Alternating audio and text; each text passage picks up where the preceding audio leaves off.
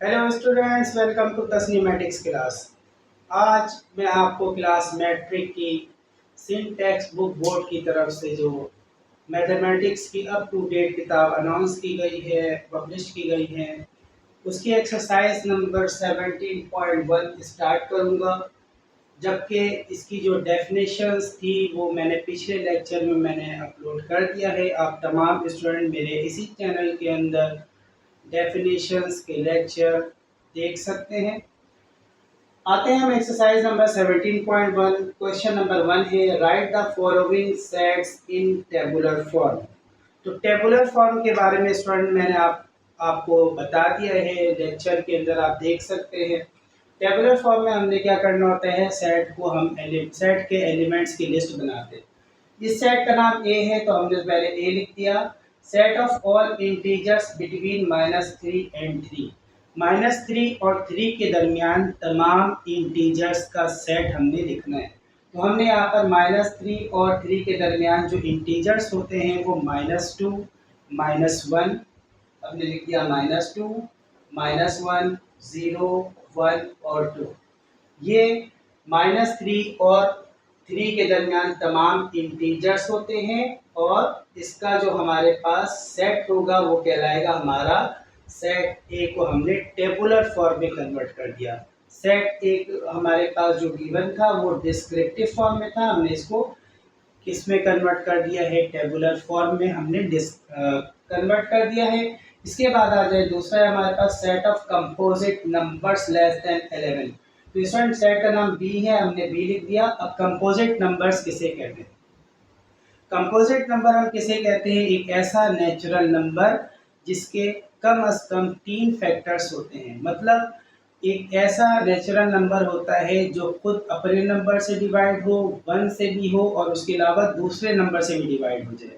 जैसा कि मैंने 4 मैंने कहा कि 4 कंपोजिट नंबर होता है। क्यों होता है? 4 नेचुरल नंबर होता है। 4 खुद अपने नंबर से डिवाइड होता है, 4 1 से भी डिवाइड होता है और 4 2 से भी डिवाइड होता है। तो आपने देखा कि 4 के 3 फैक्टर्स हैं। ये खुद अपने नंबर से डिवाइड हो रहा है, 1 से भी डिवाइड हो रहा है और 4 2 से भी डिवाइड होता है। इस वजह से 4 क्या कहलाएगा? Composite number. ऐसा नेचुरल नंबर जो खुद अपने नंबर 1 से डिवाइड हो और उसके अलावा दूसरे नंबर से भी डिवाइड हो जाए। मतलब इन शॉर्ट ये कहेंगे कि एक ऐसा नंबर जिसके कम 3 फैक्टर्स होते हैं। एक ऐसा नेचुरल नंबर जिसके कम से कम 3 फैक्टर्स होते हैं उसे हम कहते हैं कंपोजिट नंबर। तो मैंने पहला कंपोजिट नंबर ले लिया 4, दूसरा मैंने 6 लिखा। 6 क्यों है? क्योंकि 6 1 से भी डिवाइड होता है, 2 से भी होता है, 3 से भी होता है और 6 खुद अपने नंबर से पूरा पूरा डिवाइड होता है। तो 6 के जो पॉजिटिव फैक्टर्स होते हैं वो कितने होते हैं? 4 होते हैं। इसी तरह 6 के बाद आ जाएगा 8, इसी तरह 9, इसी तरह 10 और ये हमारे पास क्या है? कंपोजिट नंबर्स का सेट होंगे जो लेस देन 11 है। अच्छा, 10 के कितने फैक्टर्स होते हैं? पॉजिटिव फैक्टर्स 10 के कौन कौन से होते हैं? 1 से पूरा पूरा डिवाइड होता है 10, 2 से पूरा पूरा डिवाइड होता है 10, 5 से पूरा पूरा डिवाइड होता है और इसी तरह 10 खुद अपने नंबर से पूरा पूरा डिवाइड होता है। 9 1 से पूरा पूरा डिवाइड होता है, 3 से पूरा पूरा डिवाइड होता है और 9 खुद अपने नंबर से पूरा पूरा डिवाइड होता है। तो ये सब कंपोजिट नंबर्स हैं लेस देन 11। इसके बाद आ जाए सी है हमारे पास, नाम है C. X such that x belongs to set of prime numbers.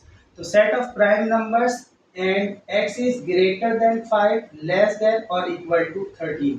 Prime numbers किसे कहते हैं? यानी ये पॉजिटिव नंबर्स होते हैं, नेचुरल नंबर्स होते हैं जो खुद अपने ही नंबर से डिवाइड हो और 1 से भी हो। मतलब ये है कि एक ऐसा नेचुरल नंबर जिसके सिर्फ और सिर्फ 2 ही फैक्टर्स होते हैं।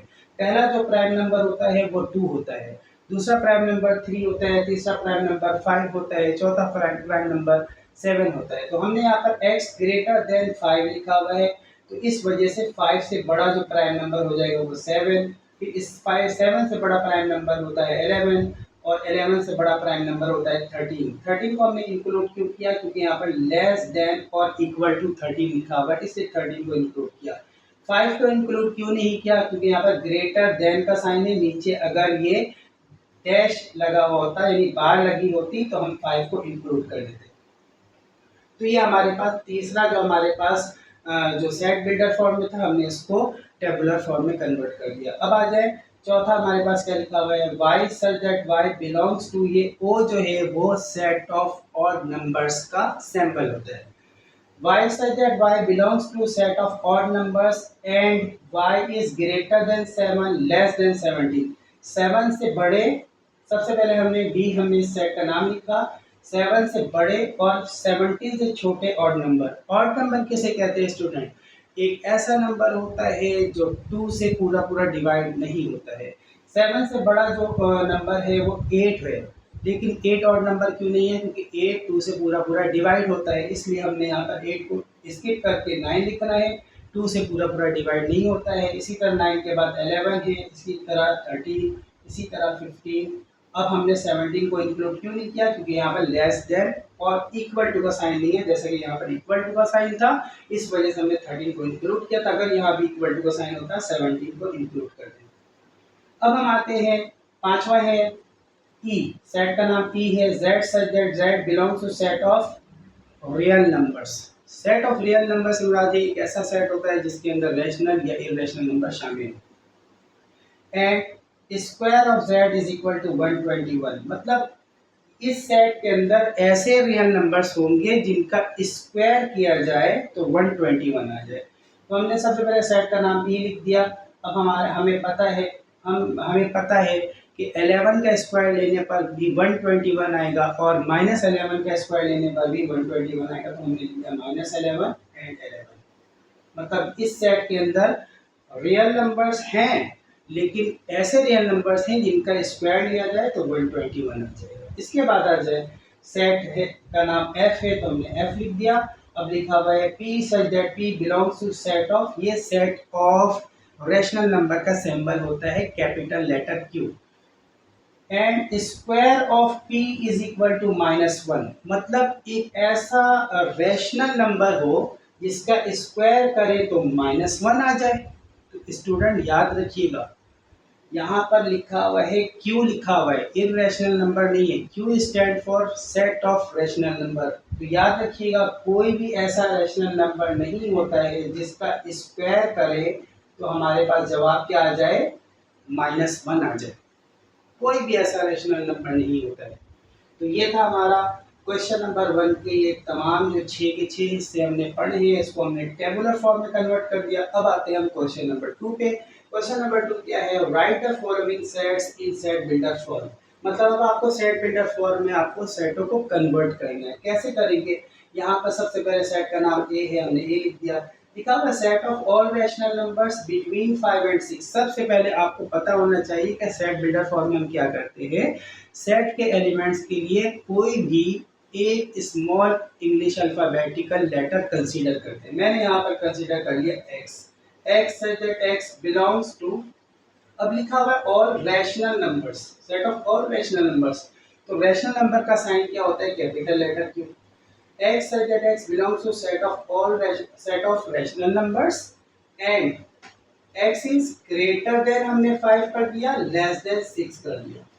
इसे इस तरह करेंगे, x such that x belongs to set of rational numbers and x is greater than 5 less than 6। तो ये हमारा सेट बिल्डर फॉर्म में कन्वर्ट हो गया। इसके बाद आते हैं सेकंड में। अगर आप गौर करें, सेकंड में हमारे पास सेट का नाम b है और इनके एलिमेंट्स के लिए हमने कोई भी एक स्मॉल अल्फाबेटिकल लेटर सेलेक्ट कर लेना है। मैंने अब x की जगह मैंने y कर लिया। मैंने लिखा y such that y। आप x कर सकते हैं, y भी कर सकते हैं, z भी कर सकते हैं, a b c कोई भी स्मॉल अल्फाबेटिकल लेटर आप कंसीडर कर सकते हैं। मैंने y such that y लिखा। अब यहाँ पर लिखा हुआ है कि ये जो हमारे पास नंबर्स हैं, अगर आप गौर करें, ये 12 के तमाम पॉजिटिव डिवाइजर्स हैं।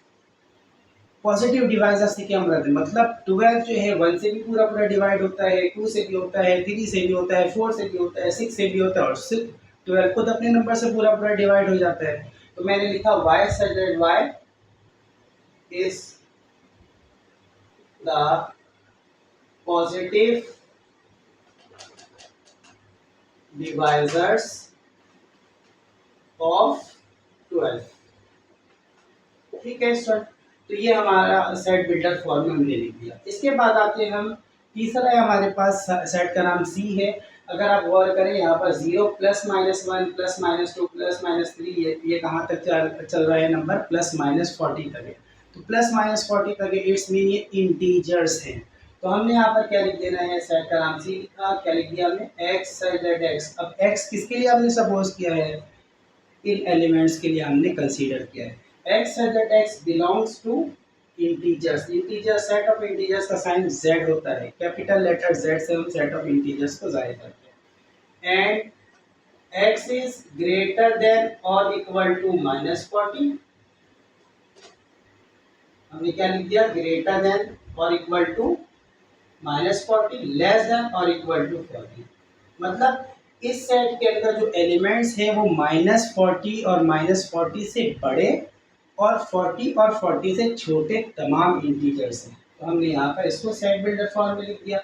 इसी तरह आते हैं हम चौथे, हमारे पास जो सवाल में लिखा हुआ है, जो हमारे पास सेट है, ये क्या है, d इज इक्वल टू -4 -2 0 2 4। अगर आप गौर करें यहाँ पर ऐसे नंबर हैं, इस सेट के अंदर ऐसे नंबर हैं जो 2 से पूरे पूरे डिवाइड होते हैं। तो हमें पता है ऐसा मुकम्मल नंबर जो 2 से पूरा पूरा डिवाइड होता है उसे हम इवन नंबर कहते हैं। तो यहाँ पर हमने इस सेट का नाम d लिख दिया और लिख दिया y such that y belongs to set of even numbers and y is greater than or equal to -4, less than or equal to 4। मतलब इस सेट के अंदर जो एलिमेंट्स हैं इनका ताल्लुक सेट ऑफ इवन नंबर से है और एलिमेंट्स -4 या -4 से बड़े और 4 से छोटे हैं, 4 या 4 से छोटे हैं। अब हम आते हैं, अगर आप स्टूडेंट गौर करें, पांचवा हमारे पास जो सवाल है इसमें सेट का नाम ई है, सेट का नाम क्या है, ई है। लेकिन इनके एलिमेंट्स को अगर आप कंसीडर करिए तो ये सब परफेक्ट स्क्वायर्स हैं। और क्या है, ये नेचुरल नंबर के परफेक्ट स्क्वायर्स हैं। मतलब 1 का स्क्वायर 2, 1 का स्क्वायर 1, 2 का स्क्वायर 4, 3 का स्क्वायर 9, 4 का स्क्वायर 16, 5 का स्क्वायर 25। मतलब ये शुरू के जो 5 नेचुरल नंबर होते हैं उसके परफेक्ट स्क्वायर्स हैं। तो मैंने क्या लिख दिया, e is equal to x such that x is first, बल्कि मैं ये लिख देता हूँ, is perfect squares of first 5 natural numbers.